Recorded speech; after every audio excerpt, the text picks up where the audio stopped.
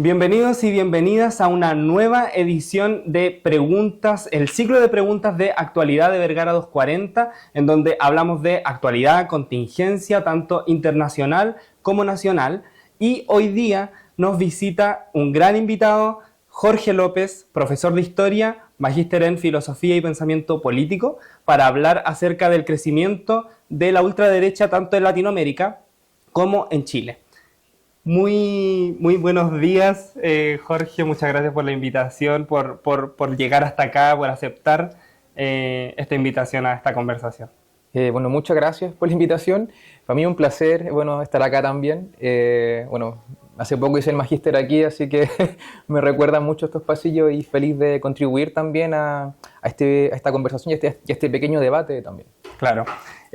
Como comentaba, vamos a hablar acerca del crecimiento de la ultraderecha en América Latina y en Chile, y quisiera partir justamente con la llegada de la ultraderecha, que se ha hecho un análisis respecto de que esta mejor posición que ha tenido en los últimos años se debe a errores ajenos más que méritos propios. Entonces la pregunta es, ¿cuáles cree que han sido esos errores que le han permitido avanzar a la ultraderecha en América Latina? Bueno, comprender a la ultraderecha como esta derecha más conservadora, esta derecha, digamos, más radical, más que la derecha propiamente más centro, digamos, en términos del consenso que hay, en términos,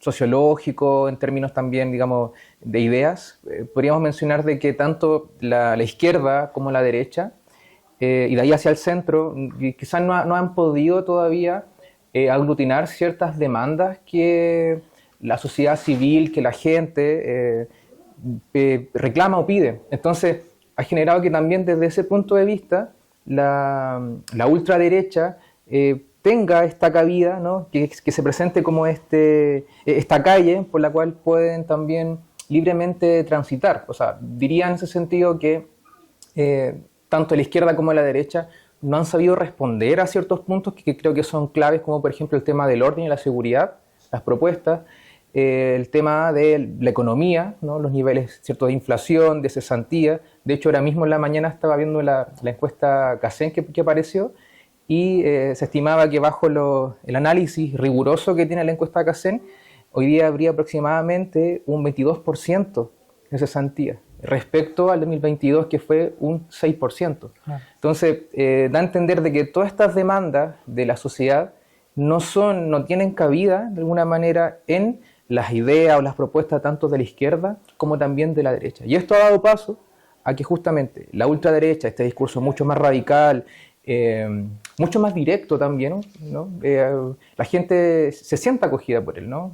Tenemos candidatos como Johannes Kaiser, por ejemplo, que no tiene reparo ni tampoco filtro en decir lo que piensa. Y a veces la gente también necesita eso, ¿no?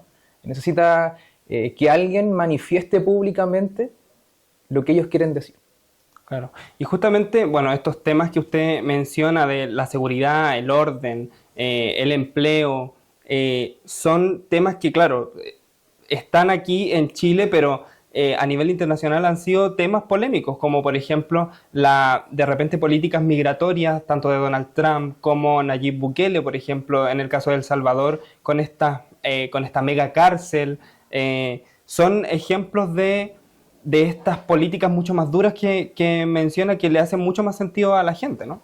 Claro, el tema de la migración que también nombra acá es un tema clave, o sea, desde ya hace 10 años aproximadamente ha sido exponencial el tema de la migración en Chile, y eso ha generado en algunos sectores también cierta molestia, ¿no? En este caso de la derecha en un momento, y ahora de alguna manera también la izquierda, ¿no? Ha intentado quizás hacerse cargo del problema, pero la solución nos hemos dado cuenta de que no ha sido efectiva. Pongo el caso también de lo que sucede en Europa, ¿no? En España, en Italia, en Francia, donde la migración ha sido un tema, ¿no? Las últimas dos elecciones, tanto la de Le Pen en Francia, y Meloni en Italia, digamos, el discurso de ambos era el tema de la migración, y que gran parte de la sociedad civil se acogió a esa idea, y casi, en el caso de Francia, Le Pen no ganó, pero sí en Italia. ¿no? Que son la puerta de entrada a la migración. Entonces, es probable que esa misma dinámica, ese mismo efecto, también se pueda inmiscuir aquí y que genere esta idea, ¿no?, de quien proponga una medida, no sé si efectiva, porque no soy experto en seguridad, pero que quizás proponga una medida que la gente lo cautive, lo seduzca, probablemente tenga mucha más adhesión y la carrera presidencial aventaje a otros que quizás no están preocupados de ese tema. Uh-huh. ¿Y qué tanta influencia puede tener gobiernos como el de Donald Trump en Estados Unidos en América Latina en las políticas que estos mandatos de derecha puedan impulsar? Bueno, Donald Trump es un personaje muy, muy particular. Ya tanto su primer mandato, que, bueno, tanto ahora como en el segundo, recuerdo mucho del primer mandato de Donald Trump, el tema de hacer resurgir la economía estadounidense, el moverse con diferentes mandatarios, recordar ¿cierto?, que fue a Corea del Norte, un hito, digamos, mundial con este acercamiento diplomático, pero ahora tenemos otra postura, ¿no? Respecto al mismo tema del narcotráfico que hay en Estados Unidos en la frontera con México, la migración, el problema de la cesantía, el problema también de las drogas que hay mucho en Estados Unidos, ha generado que Donald Trump también tome ciertas medidas mucho más conservadoras, ¿no? De hecho, él plantea esta idea, ¿no?, de la recuperación nacional en cuanto a la economía, a la identidad estadounidense. Eso ha implicado que las deportaciones, ¿no? Y para muchos, el ejemplo de Donald Trump puede ser potencialmente emulado. Acá tenemos una bancada, ¿cierto?, que son los republicanos. Recuerdo mucho esta diputada, la Camila Flores, cuando Donald Trump, ¿cierto?, salió electo, el baile con el gorrito, que algo que la política chilena está tomando como ejemplo, y que Donald Trump, a través de, digamos, los medios de comunicación, también al tener, bueno, ya no tanto, pero esta amistad con Elon Musk, ¿no? Y generó, claro, Elon Musk, un tipo innovador, multimillonario, que es atractivo para la sociedad, ¿no? Un filántropo también, que se acerque a una figura como Donald Trump también llama la atención. Por algo, ¿no? Dice, por algo él está con él, porque quizás hace las cosas bien. Claro. Y a los jóvenes, sobre todo, les se usa esa idea. Y me parece que la idea de Donald Trump, este modelo, puede ser imitado. Ya, bueno, y tenemos un ejemplo muy claro en América Latina con Javier Milei. Claro. Milei, uno de los personajes, bueno, presidente y también personaje, ¿no? Tiene su propio carisma, su forma de actuar, de demostrarse, ¿no? Con la famosa motosierra, que también ha sido imitado por acá por algunos políticos. Yo creo que Donald Trump puede ser un ejemplo negativo o positivo, yo creo que eso es el criterio de cada uno, de cómo hacer política. Y veo yo, por ejemplo, en el caso de Chile, sobre todo desde la derecha hacia la extrema derecha, en él este modelo de imitar para hacer lo mismo. Y si lo llevamos un poco a la sociedad chilena, ¿no? La gente hoy día también compra ese tipo de discurso, ¿no? El tema de que expulsen a los migrantes por X motivo, algo que también está haciendo Donald Trump, ¿no? Ahora pasó con varios chilenos que han ido a delinquir a Estados Unidos, que ha generado cierto polémica. Pero si nosotros vemos los diferentes portales de redes sociales, mucha gente dice sí, que lo expulsen porque es tan ilegal, entonces, y los comentarios, hace falta un Trump también en Chile. Entonces creo que es un modelo, es una idea, es una figura que fácilmente se puede replicar. Bueno, Bolsonaro también lo tenemos en Brasil. Bueno, ya no estaba, pero digamos también fue una gran cercanía con Donald Trump y también ahora Javier Milei. Y si pudiéramos situarnos... ¿Desde cuándo aproximadamente comenzamos a ver este tipo de mandatos de ultraderecha o de inclinación a este tipo de sectores?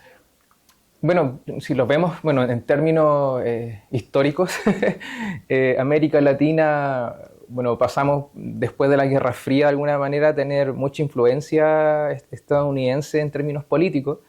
Obviamente por la distancia que tenemos también con Estados Unidos. Ya es más después, los años 70, años 80, también tenemos un estrecho vínculo con las dictaduras militares que hubieron y que fueron también ahí ligadas a Estados Unidos. ¿Cuál es la pregunta, perdón? ¿Qué estaba pensando? ¿Desde cuándo, si pudiéramos situarnos, comienzan este tipo de de sectores a llamar mucho más la atención o a aparecer en el escenario Sí, político? yo diría más o menos como del año 2010. Digamos que hubo un periodo, digamos, en América Latina y en Chile, cuando se comienza bueno, viene la transición a las democracias, la obtención de ciertos derechos sociales, en fin, yo creo que, bueno, pasa mucho en filosofía lo que plantea Nietzsche cuando se llama la inversión de los valores, ¿no? Que abogamos por la libertad, abogamos por los derechos, y durante todo ese periodo, 90, 2000, 2010, fue un periodo de suma tranquilidad en ese sentido.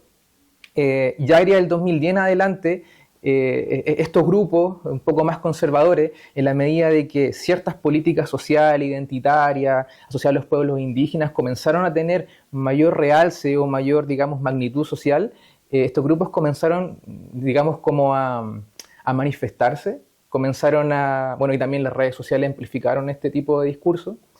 Y de ahí en adelante ya, digamos, yo diría en Chile específicamente, con José Antonio Kast. Yo creo que él, desde su posición, desde donde él habita, ¿cierto?, de la clase social a la cual él corresponde, comenzaron a articular esta idea en un político, un personaje. De ahí es más, también, como nombré anteriormente, tenemos a Bolsonaro. Bueno, ¿por qué Bolsonaro en Brasil? Bueno, Brasil es una potencia en términos económicos y que también permite amplificar ciertas ideas.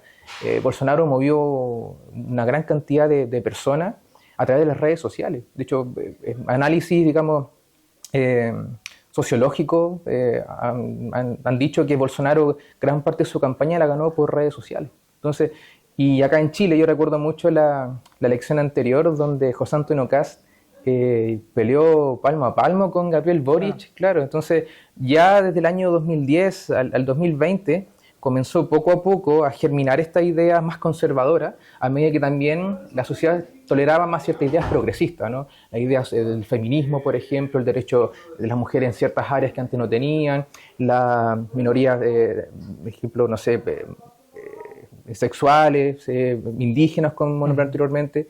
De alguna manera, al comenzar a evidenciarse públicamente o socialmente, generó que este otro grupo más conservador, y a través de las redes sociales amplificaran estos discursos que mucha gente también estaba callada, ¿no?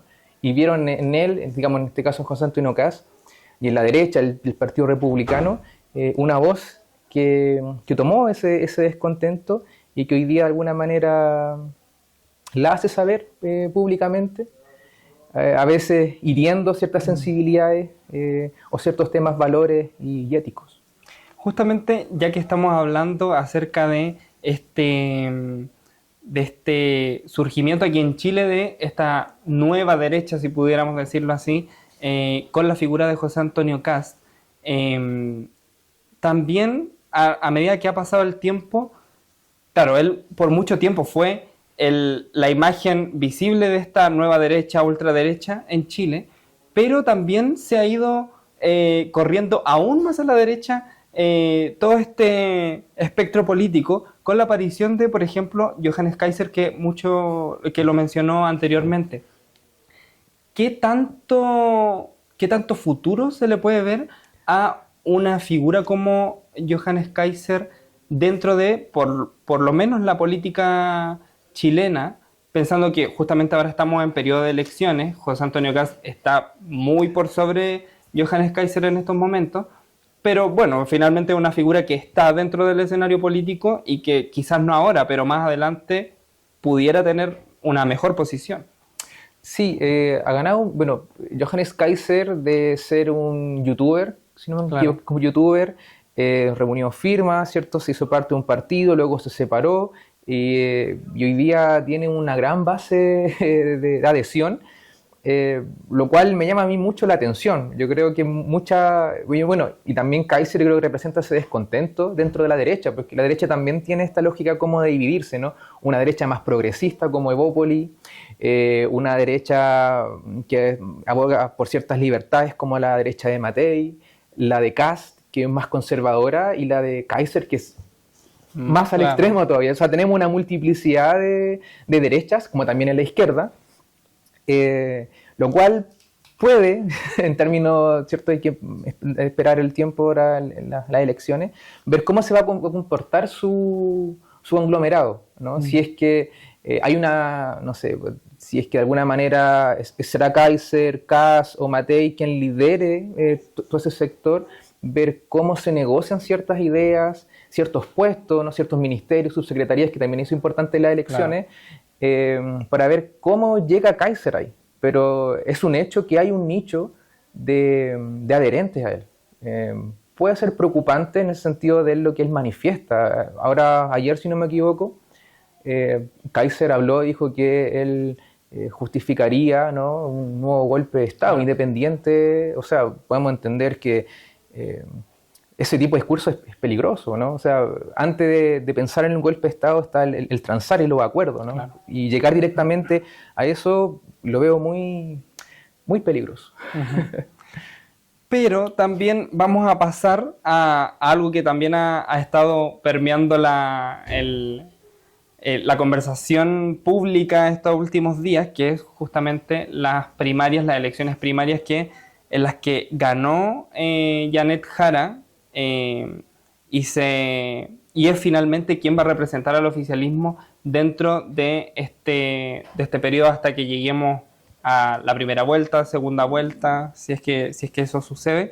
Y algunos análisis planteaban que el triunfo de Janet Jara podía permitir aún más un mejor posicionamiento de esta ultraderecha dentro de las elecciones. Entonces la pregunta es, ¿cuánta capacidad cree que tiene Janet Jara para enfrentarse a la ultraderecha y cuáles son los puntos débiles en los que la candidatura del oficialismo debiera prepararse? Bueno, Jara tiene una tarea abismal en ese sentido, que es aglutinar, así como la derecha también tiene que, digamos, aglutinar ciertas ideas, ¿ya? También la izquierda tiene que hacerlo, en ese sentido de que, no sé, hay mucha diferencia ideológica. Jara, ¿cierto?, hace poco, no sé, una semana atrás, habló de que, claro, mencionó que Venezuela es un gobierno autoritario, mientras que Cuba era una democracia diferente y representativa de ellos mismos. Entonces, también un poco, no sé, porque alguien avale una dictadura independiente del color político, también genera cierto resquemor. Yo creo que el Jara va a tener que quizás suavizar, aclarar cierta postura, porque bueno, históricamente en Chile, desde estos últimos 10, 15 años, digamos, también últimamente, ha pasado este temor al comunismo, ¿no? Esta idea del comunismo que también se amplifica por redes sociales, esta idea como tenemos el ejemplo claro como Venezuela, Cuba. Entonces la gente tiene ese resquemor de la cual Jara va a tener que hacerse cargo, ¿no? Y aglutinar, como le decía, tomar en cuenta todas estas ideas que también hay desde el oficialismo, desde el PPD de Carolina Toá, por ejemplo, ciertos encuentros tuvieron también en ciertos debates. Es un gran desafío el que tiene Jara. Y los puntos que van a tener que centrarse, yo creo que son claros, el término económico, macro y microeconómico. Van a tener que centrarse también en el tema de la seguridad, que es algo que la gente quiere respuesta rápida, ¿no? Va a tener que también, otro punto creo claro va a ser el tema de la cohesión, ¿no? Cómo cohesionar a diferentes sectores o ideas y a la gente, ¿no? Cómo yo agrupo en un mismo discurso, en una propuesta, a gente de diferentes estratos sociales, ¿no? Y es el desafío que tiene. Me parece interesante lo que está pasando hoy día en las elecciones, porque hace mucho que no había un candidato, digamos, oficialista, en este caso del Partido Comunista. Entonces, claro, también tenemos este resquemor de cómo superar a Jara, pero también está por el otro lado también este resquemor de cómo aglutinamos estas otras ideas de la derecha y cómo van a combatir, ¿no? El campo van a ser las ideas, ¿no? Y cómo se propongan estas ideas. Así que me parece que estas elecciones tienen esto muy, muy particular, que cómo lograr captar el voto de la gente que está muy polarizada. Yo creo que es el gran deber hoy día. Claro. Y quisiera finalizar con una pregunta que engloba todo lo que hemos hablado durante toda esta entrevista y que es finalmente qué tan predominante es realmente la ultraderecha en la actualidad, y si es que la ciudadanía realmente se siente representada por esa ideología o son otros factores los que hacen finalmente elegir a esta derecha. En ese sentido yo creo que más que la gente sentirse propiamente identificada con la ultraderecha son con la idea, cierta idea. El orden, el tema de la delincuencia, y que la ultraderecha, así, ¿cierto?, sin tapujo, propone estas soluciones que quizás son muy populistas y la gente también las toma. Yo creo que más que sentirse identificada con una ultraderecha, yo creo que es con ciertas ideas. Es quien propone la mejor idea para este problema en particular. Entonces yo creo que por ahí va más bien. Y que, bueno, la ultraderecha a través, repito, desde los medios, ¿no?